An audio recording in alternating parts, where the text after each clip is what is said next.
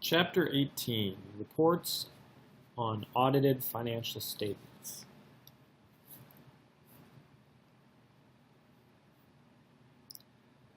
When most people set out to have their audit done, the goal obviously is to receive at the end of the day a standard unqualified report. In order to have that issued, the auditor had to gain sufficient evidence. The audit needed to be performed in accordance with Public Company Accounting Oversight Board standards. And of course, using all of that stuff, you had to determine that the financial statements conform to GAAP. These are the 8 elements that you would see in one of those unqualified reports. Just a sample of one of those.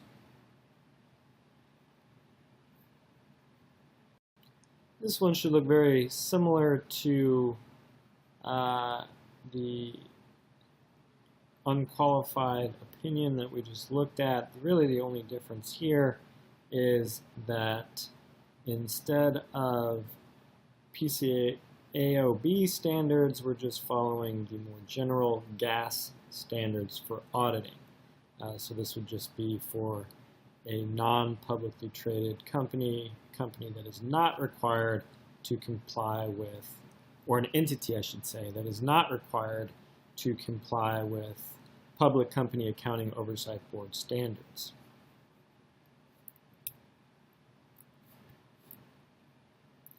Again, just an example of what that would look like. These are some of the typical modifications to an unqualified or unmodified financial statement audit report, where you're basically saying, yeah, everything looks good except for whatever. Okay, so except that we're not sure this entity is going to exist all that much longer, or whatever the case may be. I mean, there's the actual examples here obviously are fairly common, but really there could be any number of kind of subcategories of each of these more general concepts.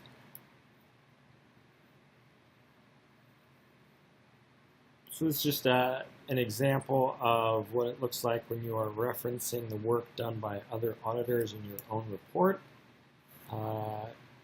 Going concern, addition, lack of consistency, could be either of those could be changes affecting comparability and consistency, or just comparability but not consistency.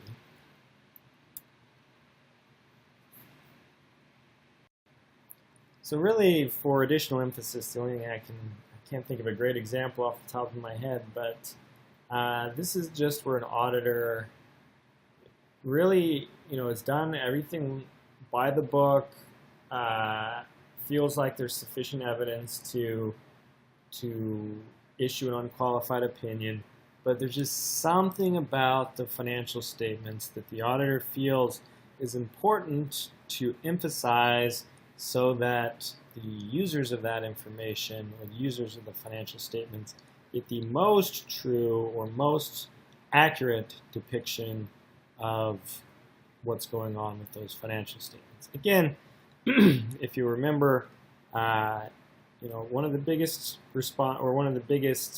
controllable risks that an auditor has is covering his own butt, or covering her own butt.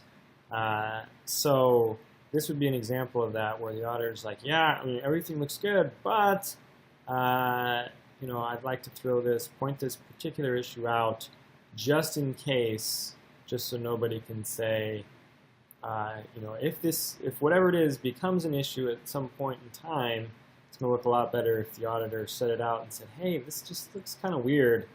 That looks a whole lot better on the auditor than the auditor just issuing an unqualified opinion and tracing the roots of that back to that time period. That could be a little vague, but just think anytime like your spidey sense goes off and there's just some, I don't want to say you feel like there's wrongdoing going on, because obviously you want to dig deeper there, but you just feel like there's a valid, important reason to emphasize some specific component of the financial statements. So these are the reasons why you would issue other than an unqualified, unmodified report. Scope limitation, this basically means you don't feel like you're seeing the whole picture as an auditor. Departure from GAAP, so hey, these financial statements are not done according to GAAP, obviously that's an issue. And if the auditor, at some point, I guess, why would an auditor issue an independence qualification if they already took the engagement? Kind of unlikely, but this would basically mean, after taking the engagement, the auditor realizes that they are not independent. So when you get one of these issues, then it's going to fall into one of these three categories of other statements, basically. So you got qualified, which basically means, hey, everything looked good except for this one component, which you would list out, whether that was probably a small departure from GAAP or something like that. Disclaimer of opinion, where you're basically saying, I'm not going to even issue an opinion on this because of that's generally ends up being one of these scope limitations or lack of auditor independence, because you basically are saying, hey, I can't issue an opinion on these financial statements because I don't have enough information.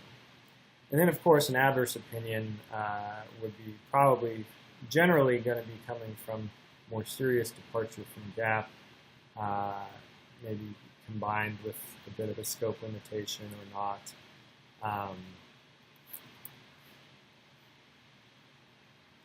So this is just a bit of a book definition on pervasiveness. You can read that on your own. Flowchart may or may not serve you well. If it helps, great. Use it. If not, skip it.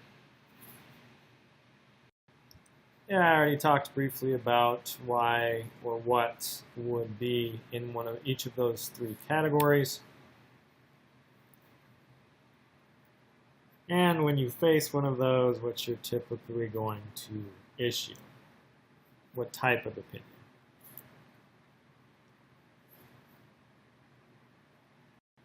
Just an example of some language, somewhat standard language of a disclaimer of opinion. Again, somewhat standard language, but now of a qualified opinion.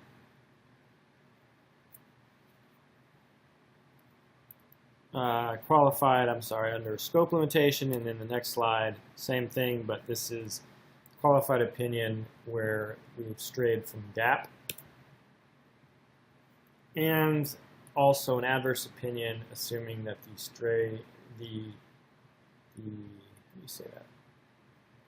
how far we strayed from GAAP was too far, or too much, or whatever the case may be. There was a combination of effects of straying from GAAP accounting that totaled more than what the auditor was comfortable with, and so at that point, an adverse opinion would be necessary. In the adverse opinion section or paragraph there at the bottom. So these are some say non-standard issues that may come up that require some special reporting. When you have different reports on comparative financial statements, a change in a report that already occurred from a prior period, or when you're incorporating the work and report of a prior auditor.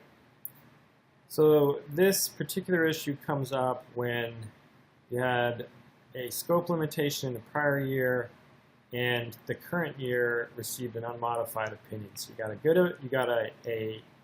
good audit opinion for this year, but the prior year had scope limitations, making it difficult to compare one year to the other.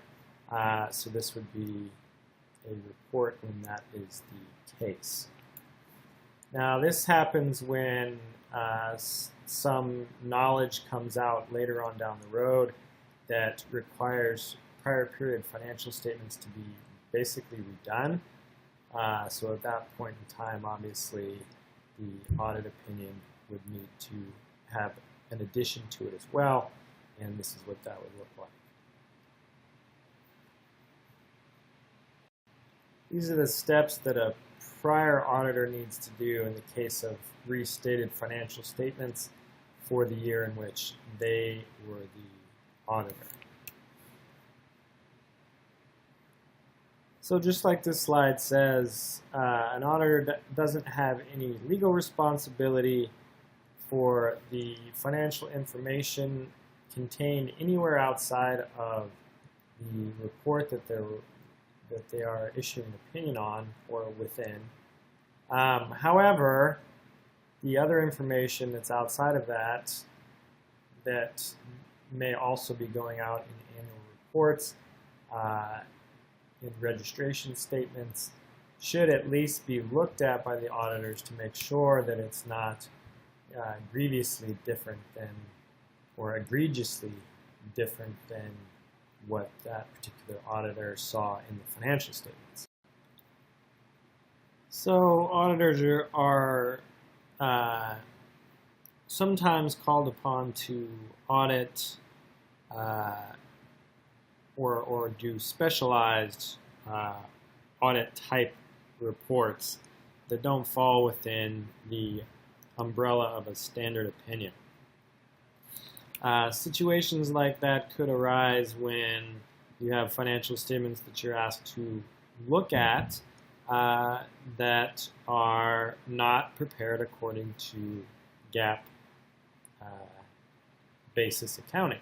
So in the whole definition of an audit, a GAS audit that uses the generally accepted auditing standards, is that you're looking at GAAP compliant financial statements, and that's what you're doing, is checking to see if they are in fact GAAP correctly done GAAP financial statements. But as an auditor, you may be asked to do basically an audit of financial statements that were done for these or using these various other bases. It doesn't change the nature of the work at all, obviously, other than the kind of standard or comparative reference would be one of these bases instead of GAAP. Whoops. Yeah, sometimes an auditor, instead of being asked to audit the entire financial statements, may be asked to look at one specific component. Obviously, people can contract with each other to do pretty much anything. So if you have someone with those specialized skills, an auditor, and something that needs looked at or would be beneficial for your purposes to have quote-unquote audited, then that happens. So that could be a specific account, a specific component of a financial statement. Really, it could be almost anything.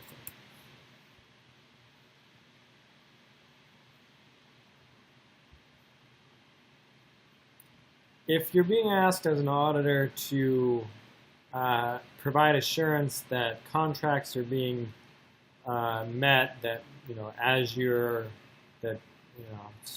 trying to think of a good example of this, like maybe a franchisee arrangement where an auditor is going in and the franchisor wants to make sure that the franchisees, not only are their financial statements in line, but also that they are complying with their agreement. Well, the auditor may look at that, but in general, if an auditor is going to opine on the nature or the compliance of a contractual agreement, then they're going to do it in the manner shown in this example here, where they're basically saying, look, we've taken a look at this stuff, and we haven't found anything that leads us to believe that XYZ is happening or that this person is not in compliance. Which basically means, hey, this was kind of an aside, not our main purpose, and in doing this, we didn't see anything that would lead us to believe that that happened. Or I should say, we didn't see anything that would lead us to believe that XYZ component of the contract was violated. So they would never say, hey, we didn't see anything. I mean, they're always providing, like it says in the slide, a negative assurance, where they're saying, they're not saying we believe this or this is our opinion. They're saying we didn't see anything that would lead us to believe otherwise.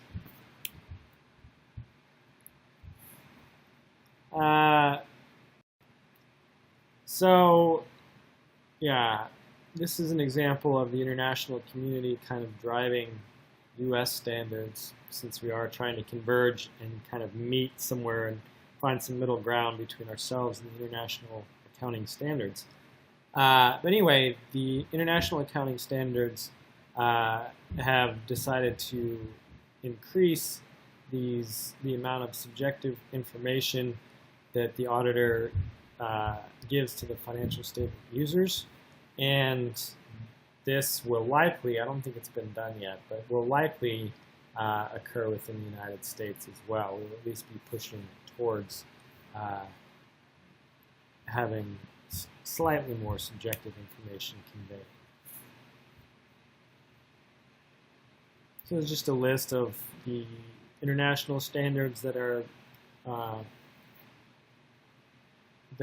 currently going into place, or have gone into place, I should say, and that are likely to, something very similar to these at least, come into play in the United States.